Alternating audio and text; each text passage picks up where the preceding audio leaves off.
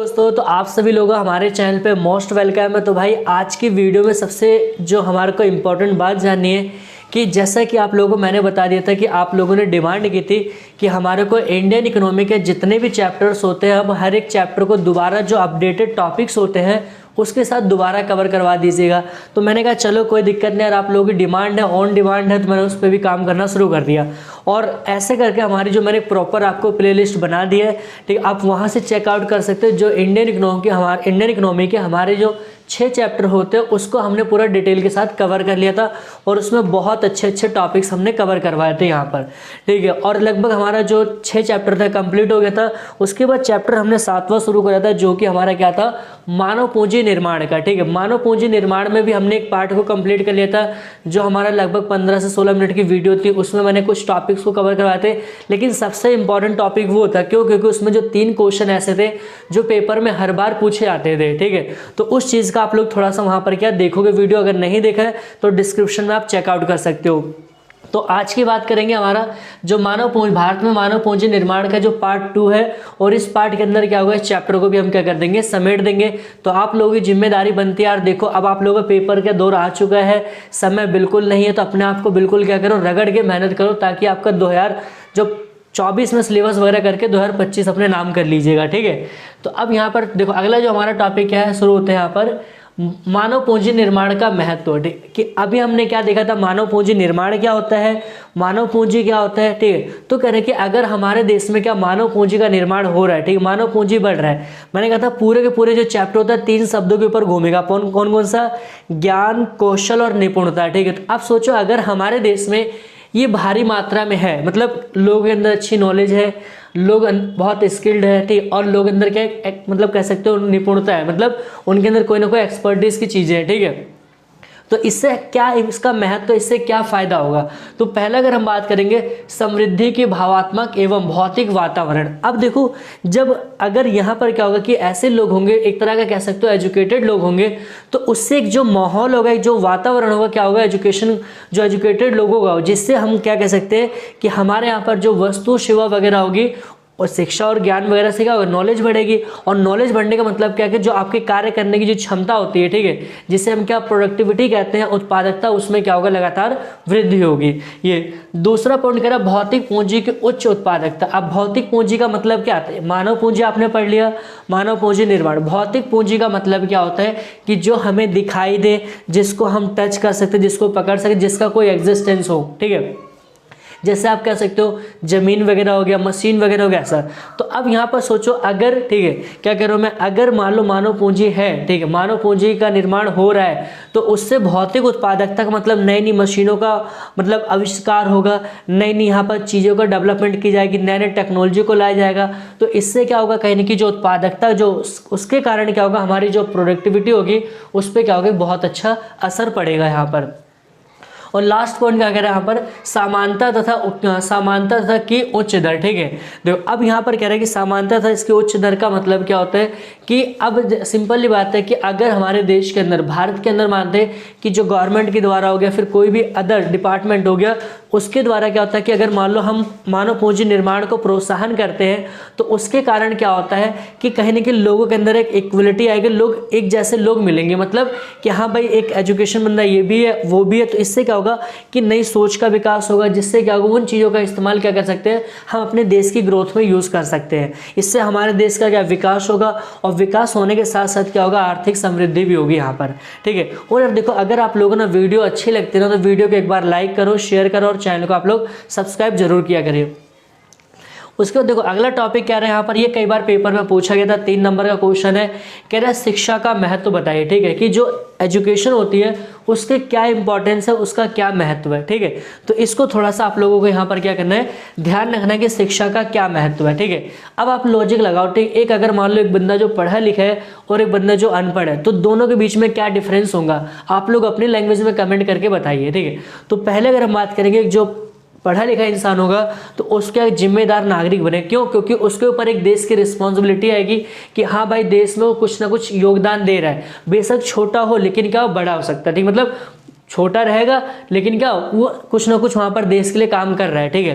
लेकिन वही अगर हम बात करेंगे एक बंदा जो अनपढ़ है, जो चीज़ों को लेके अवेयर नहीं है, तो उस चीज़ को देश के योगदान में नहीं आ सकता है।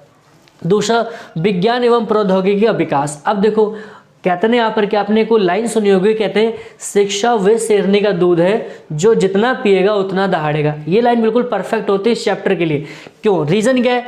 अब देखो, जब हमारे पास मानव पूंजी निर्माण होगा, हमारे अंदर ज्ञान होगा, कौशल होगा, निपुणता होगी, तो इससे क्या होगा, विज्ञान और प्रौद्योगिकी जो आज के समय जो हमारी टेक्नोलॉजी है, ठीक है, साइंस और जो टेक होगा इसका डेवलपमेंट होगा, ठीक है। कैसे? मानव पूंजी के द्वारा। और वो मानव पूंजी कहाँ से आएगी? ये शिक्षा वगैरह के माध्यम से, ठीक है। इसके अलावा प्राकृतिक एवं मानवीय संसाधनों का सुलभ प्रयोग। अब आपने पढ़ा होगा 11वीं क्लास में, मैंने आपको एक टॉपिक पढ़ाया था दुर्लभता। क्या पढ़ाया था? दुर्लभता, ठीक है। लेकिन अब आपने देखा कि कहते हैं कि कोई भी चीज़ को मैनेज करके चलना, बैलेंस करके चलना, कहते हैं बहुत अच्छी कला होती है। तो यहाँ पर क्या होता है कि अगर मान लो शिक्षा है, तो शिक्षा के अंदर क्या होता है, हमारे को पता होता है कि हाँ चीज़ें नॉलेज होती है। तो इससे क्या होता है कि भाई जो हमारे नेचुरल रिसोर्सेज है वो, और प्लस में जो भी हमारे क्या होता है ह्यूमन रिसोर्सेज, ठीक है, जो मानव संसाधन हो, उसको हमें किस प्रकार से यूटिलाइज करना है, कितना करना है, कितनी मात्रा में, कब करना है, तो ये सारी की सारी जो हमारी डिसीजन मेकिंग होगी वो कहाँ से आएगी? इसके थ्रू आएगी, ठीक है। और लास्ट पॉइंट क्या कह रहा है? मानव के व्यक्तित्व का विकास। अब देखो ये सिंपल ही बात है, आपने देखा होगा कि एक डॉक्टर हो गया, ठीक, एक डॉक्टर और एक मान लो ऐसा करके कि एक जो कोई शॉप वगैरह लगाता, उनके और दोनों के बीच का जो व्यक्तित्व होगा, जो उनका मतलब जो नज़रिया होगा वो चीज़ों को लेकर के अलग होगा। रीज़न क्या होगा? वो अब एक जो डॉक्टर है उसका जो व्यक्तित्व का, उसका खुद का जो विकास होगा वो किसके द्वारा? शिक्षा के द्वारा। लेकिन जो एक दूसरा जो बंदा होगा, जो कैसे ठेले वाला होगा, तो उसका उस तरह का लेवल नहीं हो सकता है। तो यहाँ पर आप ये कह सकते हो, अगर हमारे को शिक्षा प्राप्त होती है, हम शिक्षा ग्रहण करते हैं, ठीक है, एजुकेशन लेते हैं, तो इससे क्या होता है, मानव समाज के विकास होने के साथ साथ क्या होता है कि जो मानव के व्यक्तित्व का विकास होता है, कि इंसानियत डेवलपमेंट होती है, ठीक है, ये हो जाएगा। उसके बाद देखो लास्ट हमारा जो मतलब अगला टॉपिक क्या करें यहाँ पर, शिक्षा के क्षेत्र में सरकार का हस्तक्षेप। इंपॉर्टेंट टॉपिक है, कई बार पेपर में ये क्वेश्चन हिट हुआ है, ठीक है, ध्यान रखना। कैसे पेपर में पूछाएगा कि जो एजुकेशन सेक्टर होता है, जो एजुकेशन आज के समय आपने देखा है कि जो एजुकेशन लोग, इसके लिए क्या होता है, कहते हैं एक बिजनेस का मॉडल है, ठीक है। ये कहने में भी ठीक है, कुछ बातें, ठीक है, वो होता है कि जहाँ पर 4 लोग हैं 4 बातें कही जाती है किसी चीज़ को लेकर, ठीक है, तो इसको कह भी सकते हो, नहीं भी। लेकिन क्वेश्चन हमारा क्या कह रहे हैं, शिक्षा के क्षेत्र में सरकार द्वारा हस्तक्षेप। क्या कह रहा हूँ? शिक्षा के क्षेत्र में सरकार द्वारा हस्तक्षेप, कि सरकार ने एजुकेशन में कैसे हस्तक्षेप किया, क्या क्या कारण है जिससे गवर्नमेंट को इंटरफेयर करना पड़ा वहाँ पर। तो पहला कारण देखो, इसको आपने लॉजिकली आपने सोच सकते हो, अगर इसका आंसर लेना हो कि जैसे आप देखो कभी कोई गवर्नमेंट एग्जाम की तैयारी करना चाहते हो, ठीक है, गवर्नमेंट में कोई कॉम्पिटेटिव एग्जाम्स होते हैं, तो वहाँ पर आपने नोटिस किया होगा ना कि कुछ ऐसे जो फेमस, ठीक है, फेमस इंस्टीट्यूट होते हैं, जो फेमस वहाँ पर एजुकेशन प्रोवाइड करते हैं, ठीक है, तो उनकी क्या होता है, फीस, जो फी वगैरह होती है बहुत हाई लेवल की होती है। एक जो आम इंसान होता है, जो एक आम स्टूडेंट होता है, वो उस चीज़ को पे करने में क्या होता है, समर्थ नहीं हो पाता है, ठीक है। तो अब इन ऐसे बहुत सारे टॉपिक, बहुत सारे, इसका आंसर आप बिना इस टॉपिक को देखे भी लिख सकते हो, क्लियर है। तो पहला क्या, भारी निवेश। अब यहाँ पर देखो क्या कि शिक्षा के क्षेत्र में सरकार ने क्यों किया, क्योंकि ये एक ऐसा सेक्टर पड़ता है जहाँ पर थोड़ा सा वक्त होता है चीज़ों को ग्रोथ करने में। पहले आपको इन्वेस्टमेंट करना पड़ेगा, उसके बाद अब जैसे मान लो आप ही लोग, ठीक है, अभी आप लोग क्या अपनी मान लो 12th क्लास में पढ़ रहे हो, फिर उसके बाद आप कॉलेज में जाओगे, ग्रेजुएशन करोगे, और ग्रेजुएशन के बाद मान लो MA हो गया, ठीक है, BEd वगैरह हो गया, वहाँ पर आप करोगे, तो एक लंबा प्रोसेस होता है तब। और जब वो सारी करने के बाद जब आपके पास मान लो कई सारी डिग्री आती हैं, फिर उसके बाद जाके एक ऐसा पॉइंट आता है जहाँ पर क्या होता है, आप कमाना शुरू करते हो।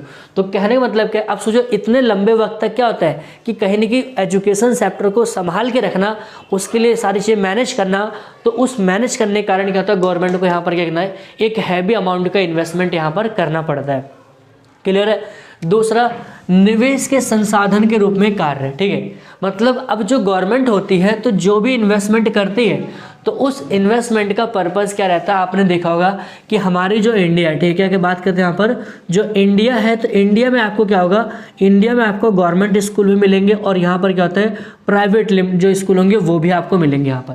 क्लियर है यहाँ तक? तो गवर्नमेंट का मेन जो पर्पस होता है, अगर हम बात करेंगे यहाँ पर कल्याण करना, मतलब कि गवर्नमेंट स्कूल को आपको पता है कि अगर आप गवर्नमेंट स्कूल में पढ़ते हो तो वहाँ पर क्या होता है, गवर्नमेंट का जो मेन ऑब्जेक्टिव होता है वो समाज मतलब एक बिल्कुल फ्री ऑफ कॉस्ट क्या करना, एजुकेशन प्रोवाइड करना, ठीक है, जिससे समाज के एक उस कोने के बच्चे होंगे उनका भी भला हो जाए जहाँ पर जो बच्चा उस चीज़ के लिए समर्थन नहीं दे पा रहा है, ठीक है। तो ये गवर्नमेंट का पर्पस होता है। लेकिन अगर वहीं पर हम बात करते हैं जो प्राइवेट सेक्टर होता है तो उनका क्या रहता है, उनका क्या होता है, उनका एजुकेशन देना होता है। ऐसा नहीं कि प्राइवेट सेक्टर नहीं देते, लेकिन वहाँ पर क्या होता है, कुछ उनकी अपनी टर्म्स एंड कंडीशंस होती है जिसको बहुत ज़्यादा हाई बताया जाता है, ठीक है। उसका कह रहा है कि मानवीकरण को सुगम बनाना, कह रहा है सरकार ने क्यों हस्तक्षेप किया है, क्योंकि जो शिक्षा है, ठीक, एक प्रकार की अगर हम बात करेंगे ये हमारी क्या होती है, ठीक है, जैसे आपको मैंने पढ़ा रखा है सामाजिक और आर्थिक, तो एक प्रकार का क्या हमारे समाज का पार्ट है, क्या है, समाज का, ठीक है। तो शिक्षा के माध्यम से जो हमारा समाज होगा, तो अगर उस चीज़ का हम मानवीकरण करेंगे तभी जाके क्या हमारे समाज का डेवलपमेंट होगा, ठीक है। तो इस कारण क्या होता है, सरकार ये चीज़ करती है कि अगर एजुकेशन है तो सरकार की रिस्पॉन्सिबिलिटी है उसको कभी हाई नहीं मतलब होने देना, उसमें कभी किसी प्रकार की कोई दिक्कत ना आना, वो सारा मैनेज करने का काम किसका रहेगा, गवर्नमेंट का रहेगा, ठीक है। और लास्ट पॉइंट यहाँ पर क्या कहते हैं, संवैधानिक अधिकार। अब देखो ये अगर हम बात करेंगे जो हमारा संविधान है, तो संविधान के अंदर आपने पढ़ा होगा कि जो हमारा आर्टिकल होता है, आर्टिकल में कुछ बताया गया कि हाँ आर्टिकल आपका जो 18 होता है उसमें ऐसा कहा गया कि जो मतलब पहले से लेके जो बच्चे 12वीं तक के होंगे उनको फ्री ऑफ कॉस्ट हो जाएगा, ठीक है, खाना वगैरह भी गवर्नमेंट प्रोवाइड करती है।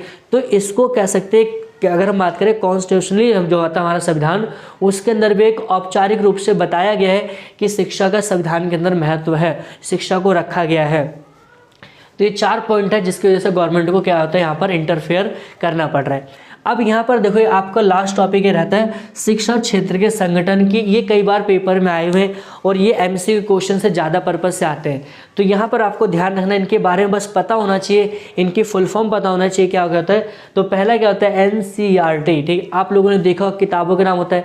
तो मेन इसका क्या काम होता है कि जो प्राथमिक शिक्षा होती है और जो माध्यमिक शिक्षा होती है, तो वहाँ पर जो भी बुक प्रिंटिंग वगैरह जितनी भी आता है ना, वो सारा डिपार्टमेंट कौन हैंडल करता है, एनसीईआरटी के द्वारा होती है। आपने देखा होगा ना, जैसे 6ठी 7वीं 8वीं की हो गई या 9वीं 10वीं वगैरह की, तो वहाँ पर जो भी किताबों की जो प्रिंटिंग होती है वो इस डिपार्टमेंट के द्वारा की जाती है। एनसीईआरटी आपने सुना होगा बुक, ठीक है।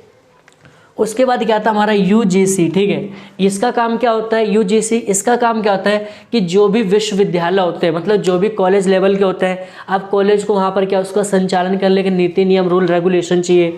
कॉलेज को चलाने के लिए यहाँ पर क्या होगा, देखो कॉलेज को चलाने के लिए जो भी यहाँ पर मान लो पैसे वगैरह चाहिए, ठीक है, तो सारे के सारा जो पैसे का रूल रेगुलेशन वगैरह कॉलेज के लेवल की बात कर रहा हूँ, तो वो किसका काम होगा, यूजीसी का काम होगा, ठीक है।